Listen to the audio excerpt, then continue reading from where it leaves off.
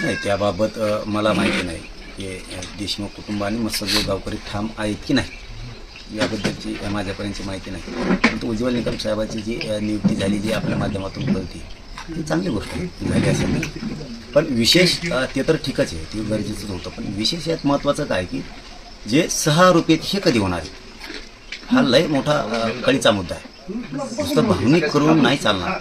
सरकारने छुपा अजेंडा मस्सा जो प्रकरणात चालवायचा हे नाही जमणार. लोकांना कळतं ते की छुपा अजेंडा कसा चालू आहे. तुम्ही भावनिक नका करू की यानं भ्रष्टाचार केला, हे पुरावे, यांनी खून केला, हा 6 आरोपी, यांनी गाडी दिली, हा 6 आरोपी, त्याचे कागदपत्र, खंडणी कुणी मागितली, त्याचे पुरावे, कोणत्या पोलिसांनी मदत केली त्याचे पुरावे आणि त्याचं नाव. फक्त भावनिक करताय तुम्ही या महाराष्ट्रातल्या जनतेला की मी हे काम केलं, आम्ही हे दाखवलं, हे पुरावे दाखवले, हे 6 आरोपी दाखवले. अरे कोणी 6 आरोपी झालंय का 3 महिन्यात आणखी?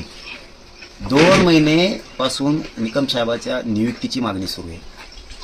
तिला 2 महिने लागते. शेवटी आंदोलनच करावं लागलं. त्याशिवाय गोरगरिबांना या राज्यात न्याय नाही.